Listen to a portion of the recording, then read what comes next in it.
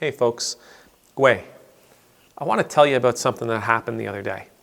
I took my son, Charlie, to get a haircut. I took him to see one of our local barbers here in town, a guy by the name of Allah. Allah has an amazing story. He's an amazing man, and he's an amazing barber. Allah is he's here in Canada as a refugee. He and his family arrived from Syria 4 or 5 years ago.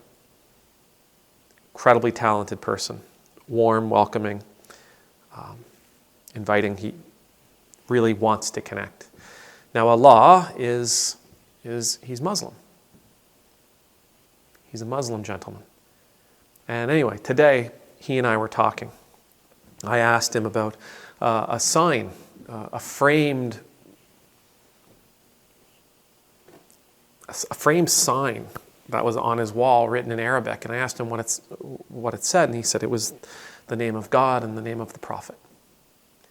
And so I asked him, I said, I'm always very, very concerned that I will mispronounce things. And it's been pointed out here that I've mispronounced the word Gwe and the word Nemultus, and it's been pointed out that I sometimes pronounce names wrong, and I am really concerned about that. But when it comes to Islam, when it comes to my Muslim friends, I'm very aware that I don't have a great pronunciation of certain things. And so when they say something, when they say to me, Assalamu alaikum, and our response is alaikum assalam, but I'm always afraid.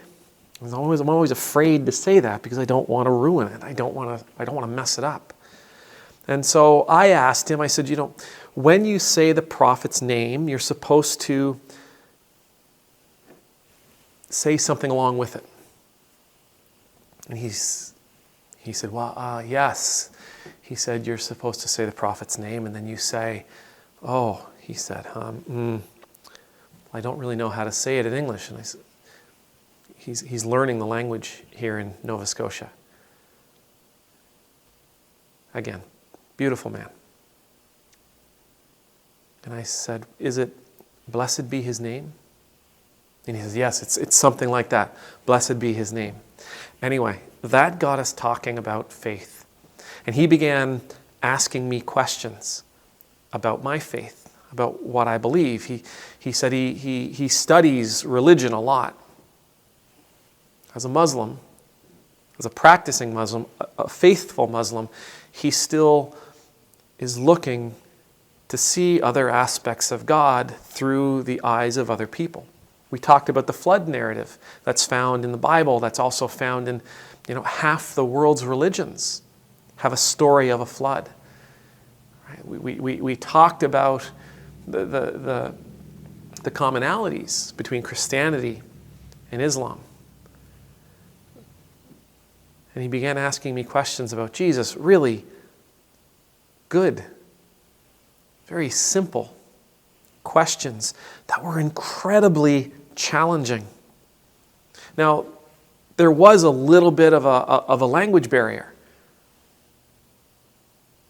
I'm trying to speak without my colloquialisms, because I don't want to make it more confusing, make my answers more confusing than they already are. But I also want to find a simplistic way of expressing what it is that I believe.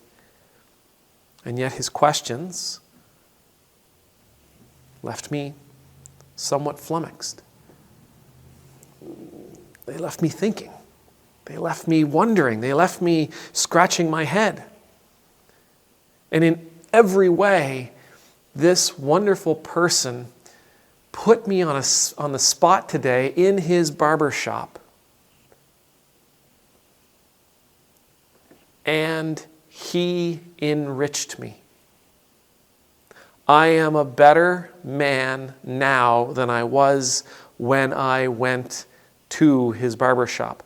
I'm a better man now than I was before he started asking me these questions, before he started challenging me, before he asked me to explain some very simple theology that, in fairness, Christians often take for granted. I'm a better person because I've had to consider my faith. I've had to ask questions of my faith, of my system of belief. We don't know. We don't know who our next teacher will be. But we must be prepared. We must be prepared to sit at the feet of our next rabbi. We must be prepared to sit at the feet of the clerk at the grocery store. We must be prepared to sit at the feet of our doctor, of our school teachers,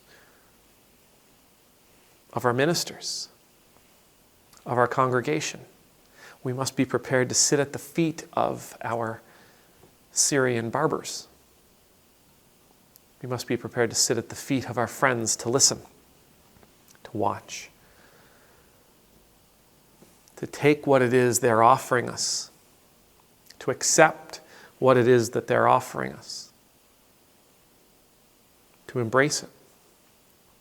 And even though it may feel painful, even though it may feel challenging, even though it may feel frustrating, even though it may feel annoying, if we're willing to take what it is they're offering us, it may draw from us, it will draw from us a deeper understanding. Now, there's going to be times where we'll be challenged, and at the end of our thought process, we'll say, no. What I have is good, and it is true. And it is true for me today. It was true for me yesterday. Maybe I'll re-examine it again in the future. But right now, what I have is true for me. And we can accept that. The challenge doesn't need to change us. It doesn't need to change our mind. It doesn't need to change our direction. The challenge could simply be about helping us to reaffirm what it is we already possess. But those challenges, those opportunities may offer us a new path forward, a new way, a new direction. It may ask us to find the information that we need, the answers that we need, the truth that we need in order to feel solidified in as much as we should ever be solidified in our faith.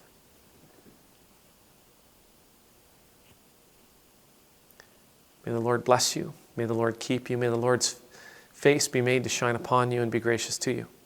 May the Lord's countenance be lifted up to you. May you always know the peace of being in the Lord's presence. And I pray that every single one of you will find, listen to, and embrace your Allah. Amen. Numultus.